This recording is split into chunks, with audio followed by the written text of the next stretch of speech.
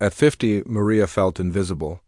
The vibrant woman she once was seemed like a distant memory, faded by years of putting everyone else first.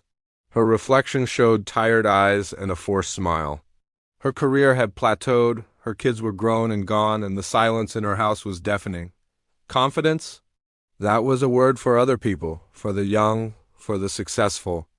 She'd scroll through social media, seeing friends her age traveling, starting new businesses, looking radiant. Each post felt like a small jab, a reminder of what she wasn't doing. Was this it? Was this the final chapter? One evening, while staring blankly at the TV, a quiet determination sparked within her. No, this wasn't the end. It had to be a new beginning. The next morning, Maria started her search. She typed "rebuilding confidence" after 50 inches into her search bar. And among the countless articles and self-help gurus, one name stood out, Dr. Evergreen. It wasn't a real person, but an online program, a digital guide. The name felt hopeful, promising growth and renewal. Skeptical but desperate, she clicked. The website was filled with testimonials from women just like her, sharing stories of transformation. They spoke of Dr. Evergreen's unique approach, not about grand gestures, but about rediscovering the small, powerful habits that build an unshakable core. Maria took a deep breath and signed up. The first module wasn't about affirmations or power poses. It was a simple question: what did you love to do when you were 10 years old?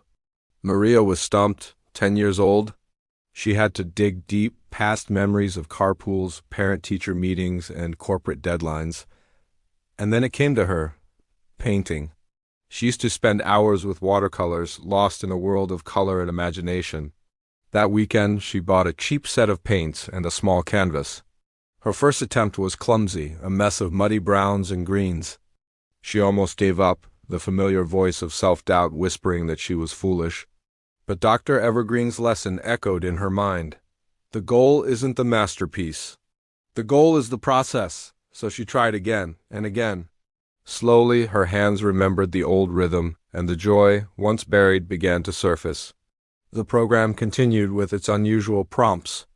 Wear an outfit that makes you feel bold, even if it's just to the grocery store. Start a conversation with a stranger and ask them about their day. Each task felt terrifying at first, pushing her far outside her comfort zone. But with each small act of courage, a little piece of the old Maria returned.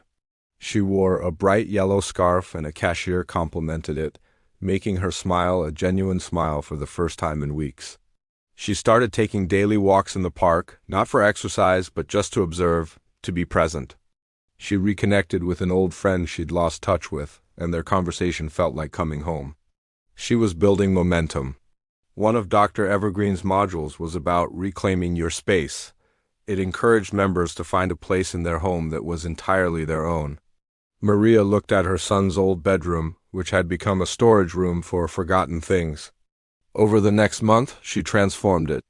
She painted the walls a calming blue, bought a comfortable chair, and set up her easel by the window. It became her sanctuary, a place where she wasn't a mother, an ex-employee, or a forgotten woman. She was just Maria, the artist. It was in this room that she started to dream again. A local community center was hosting an art fair, and the deadline for submissions was just 2 months away. The thought was electrifying and terrifying. Could she? The fear of judgment was immense. What if no one liked her paintings? What if they laughed? She nearly abandoned the idea a dozen times. She found herself scrolling through the Dr. Evergreen Community Forum late one night, reading stories from other women facing their own fears. One woman was learning to ride a motorcycle at 60. Another was starting her own bakery. Their courage was contagious. Maria realized her fear wasn't about the art fair. It was about being seen again. It was about declaring to the world, I am here and I have something to offer. The next day, she selected 3 of her best paintings: a vibrant sunset, a quiet forest scene, and a portrait of a flower blooming defiantly from a crack in the pavement. She filled out the application, her hand shaking as she clicked Submit. The day of the art fair arrived. Maria set up her small booth, her heart pounding. People walked by, some glancing, others ignoring her completely. The old feelings of invisibility started to creep back in. She felt foolish, exposed.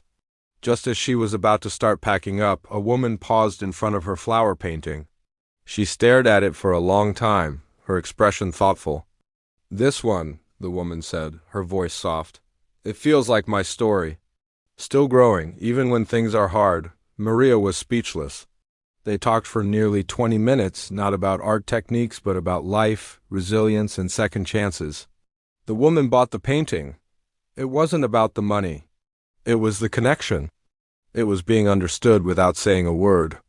Throughout the day, more people stopped.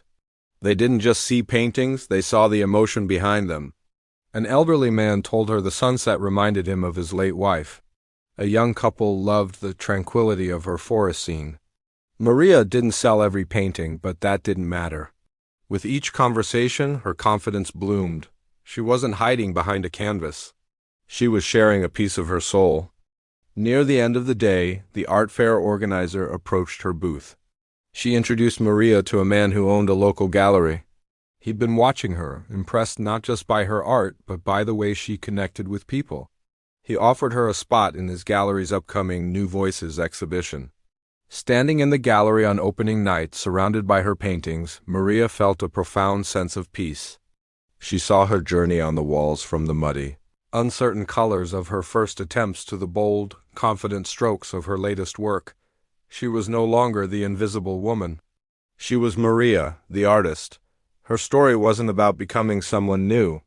It was about remembering the person who was there all along. Dr. Evergreen hadn't given her the answers. It had simply given her the right questions and the courage to find her own. Her story wasn't a fairy tale ending. It was a real, beautiful beginning, painted with every color she had inside her. If Maria's story resonates with you, know that your canvas is waiting. Your colors are there. Sometimes you just need a little push to pick up the brush. Thank you for watching. Don't forget to like, share, and subscribe for more stories that inspire.